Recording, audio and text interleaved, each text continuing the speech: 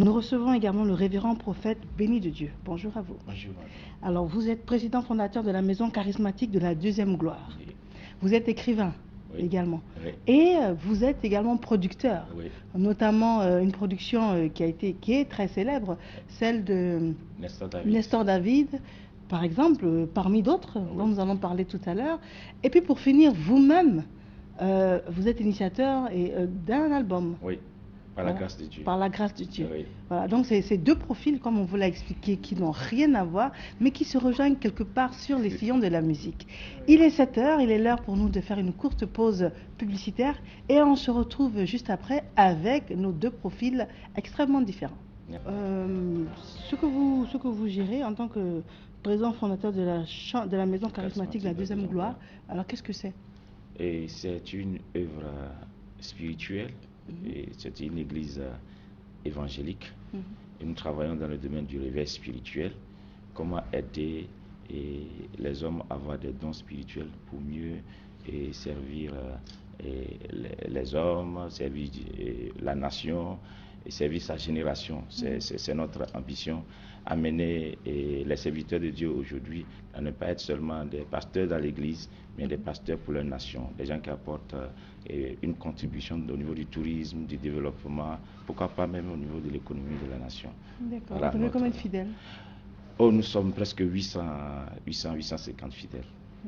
Et nous travaillons beaucoup plus dans le milieu de l'impactation. Dans notre milieu, on parle de comment trouver des talents cachés et les révéler et leur donner aussi le temps d'exercer ce qu'ils ont reçu du Seigneur. Voilà. C'est ce qui nous a donné de rencontrer notre cher frère Nestor David en 2007 à Wasakara au cours d'une prestation. On était là-bas comme pasteur, je l'ai vu prester, je l'ai appelé, dit mais écoute bien, et tu chantes bien, mais tu as bien d'être coaché. Donc je l'ai amené dans plusieurs veillées depuis 2007 et c'est en 2009 qu'on l'a amené en studio par la grâce de Dieu. Et Dieu a permis que cet album-là soit une bénédiction pour la Côte d'Ivoire. Nous sommes fiers. Ça a été une bénédiction pour la Côte d'Ivoire. Il a véritablement représenté la Côte d'Ivoire, nous sommes fiers. Très bien. Et c'est peut-être ce qui vous a encouragé à produire d'autres personnes? Oui, il y a d'autres aussi. Nous avons par exemple, il y a une organisation très connue ici qu'on appelle ONG Louange des Nations, que nous avons coaché depuis 2004, qui a servi aussi beaucoup pour le bien-être des Ivoiriens. Nous avons aussi le pasteur Paterne. Nous avons Gloire d'Israël.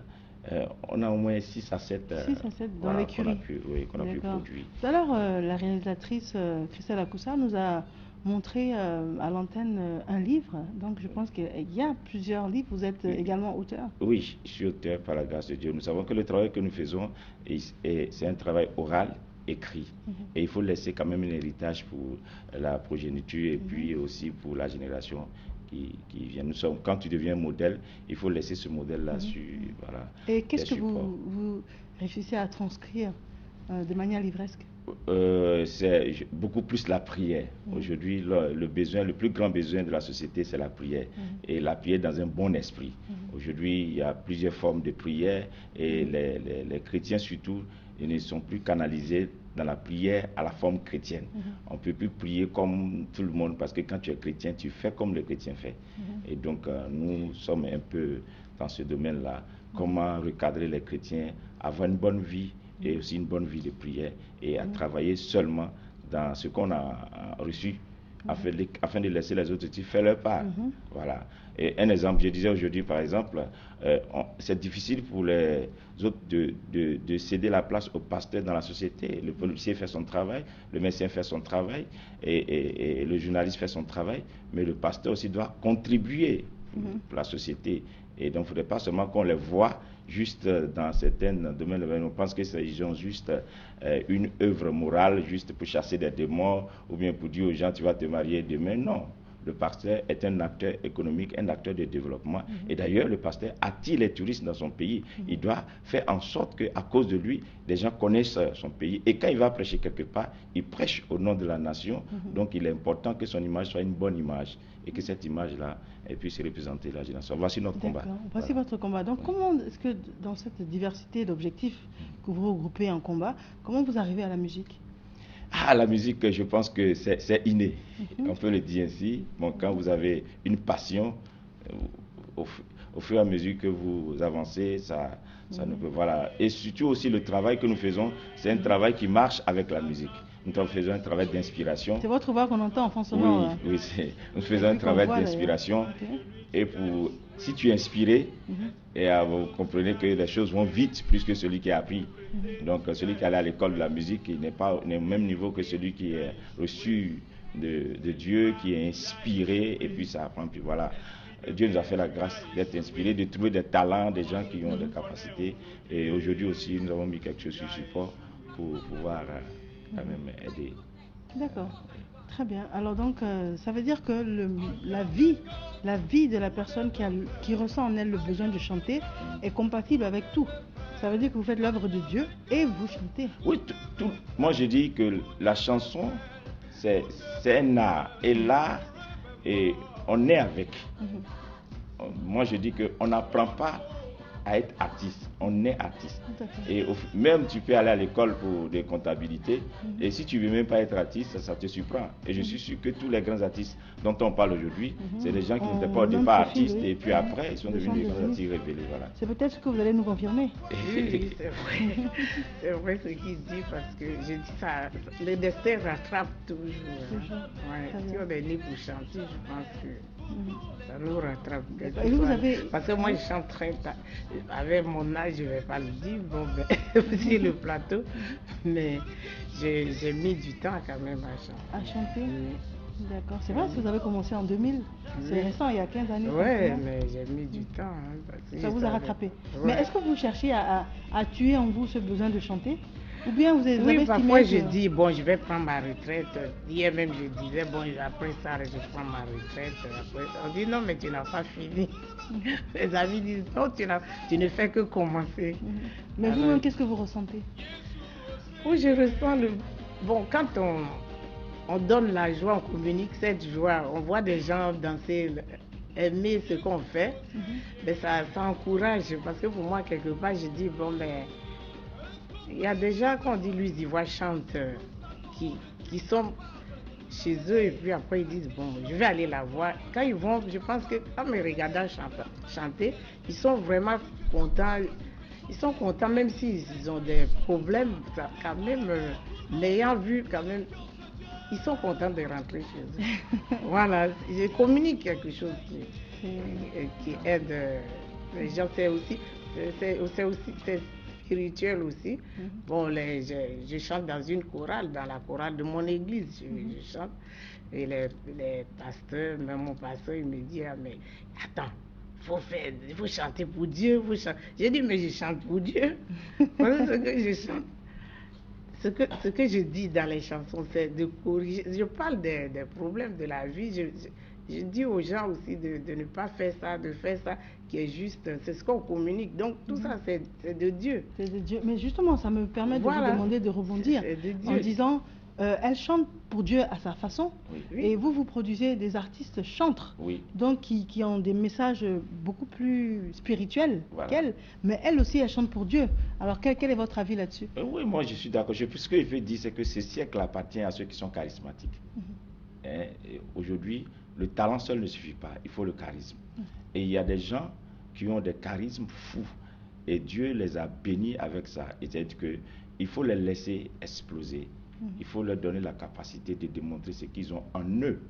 Et ceux-là, une fois que vous donnez une chance, vous êtes étonné qu'ils sont au-dessus de la masse. Parce qu'il y a beaucoup qui font des efforts. Parce que j'ai appris ça, j'ai une belle... Comme j'ai l'habitude de dire aux chanteurs, une belle voix ne chante pas. Mais c'est le cœur qui chante. Et le cœur, c'est l'âme. C'est joli. Et quand ça vient de ton âme, c'est extraordinaire, c'est beau. Ça fait effet. Mais quand ça vient de ta bouche, de tes lèvres, bon, ce n'est qu'une belle voix. Hein, voilà, c'est ordinaire. Et donc, bon, ce qu'elle dit, moi je suis d'accord parce que on peut chanter et l'amour est touché un pasteur, un chrétien, et même pas forcément un chrétien, un imam, un musulman ou bien tout. C'est l'amour, et l'amour c'est Dieu. Tout à fait. Voilà. Donc on peut être chrétien et chanter l'amour. Il n'y a pas de différence seulement. à un niveau donné, c'est la vie de la personne qui chante qui est importante. Et non ce qu'il a fait. Voilà. Donc si tu mènes une bonne vie et que tu transportes quelque chose, que tu communiques aux gens, gloire à Dieu. Gloire à Dieu. Alors, vous, le révérend béni de Dieu. Alors déjà, le nom béni de Dieu, c'était déjà une prophétie et puis une orientation. Une prophétie, voilà. Déjà à la base. Voilà. Dis merci à Dieu parce que depuis l'âge de 9 ans que j'étais conduit dans le chemin de la chrétienté par mon grand frère défunt qui n'est plus. Et donc on a grandi dans ce milieu-là de la spiritualité qui nous a fait. Et donc aujourd'hui, je bénis Dieu. Elle a dit quelque chose qui est très important, c'est de chanter dans sa langue pour affirmer son identité. La mondialisation est une bonne chose, mais d'autres conséquences de la mondialisation, c'est qu'il y a la disparition aussi des cultures et tout ça là. Il est important que de ce siècle-là, les gens servent, c'est vrai, mais il faut servir son pays, il faut servir sa génération avec ce qu'on a. Parce qu'après, quand on va partir, ce n'est pas juste que le nom, mais on laisse un héritage. Mais à qui? À qui? Donc nous savons très bien, par exemple, quand les gens chantent dans leur langue, on les applaudit bien. Mais quand tu chantes dans ta langue, le jour tu n'es pas là, et ceux qui vont venir après toi, ils vont se référer à toi, on dit, ah, mais on avait un frère, on avait une soeur, donc je l'encourage. Et aussi, le spirituel conduit tout aujourd'hui. Ce que je veux dire, c'est que à tous les niveaux, on a besoin de spirituel. Et quand vous chantez, qu'est-ce que vous dites? Moi, quand je chante la prière. C'est-à-dire que j'ai 10 titres, mais les 10 titres parlent de la prière. C'est les étapes de la prière que je chante.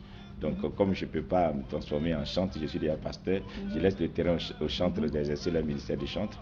Mais juste, j'ai fait sortir cet album pour dire qu'il y a des talents. On peut être polyvalent. Toutefois que Dieu te donne la possibilité de faire quelque chose, ne t'arrête pas à un point pour dire c'est ce que je sais faire. Aujourd'hui, j'entends beaucoup dire que c'est ma spécialité, c'est ma spécialité. Mais je dis que nous sommes dans un monde de polyvalence. Et ceux qui sont polyvalents, ils ne sont pas nombreux. Mais quand Dieu te fait la grâce d'être polyvalent, il faut exploser pour donner la grâce à d'autres personnes de profiter. Donc voilà, ce qui fait que bon, on a essayé de chanter, on a chanté la prière, la bonne disposition, la repentance, le pardon, l'amour et les proclamations pour déclarer la victoire. Et puis dire les remerciements au Seigneur. Et puis bon, il y a le deuxième titre qui parle de l'appel pour le réveil. Et que le peuple de Dieu s'élève, que la Côte d'Ivoire devient un pays de réveil, de bénédiction. Et puis voilà. Et le réveil spirituel, qu'est-ce que ça veut dire? Le réveil spirituel, ça parle de réveiller la conscience des gens endormis. C'est ce qu'on appelle le réveil spirituel. Vous savez, il y a des gens qui parlent des choses dont ils sont ignorants. Donc, vous pouvez trouver quelqu'un qui critique quelque chose, mais il ne connaît pas le fond de ce qu'il critique. Et je vois... Alors, nous sommes depuis le début de cette matinale, depuis 7 heures approximativement, donc la moitié de cette matinale, avec le révérend prophète béni de Dieu. Il est président fondateur de la maison charismatique de la deuxième gloire. Il est également producteur d'artistes. Il est également auteur d'ouvrages et il est également chanteur, on va dire.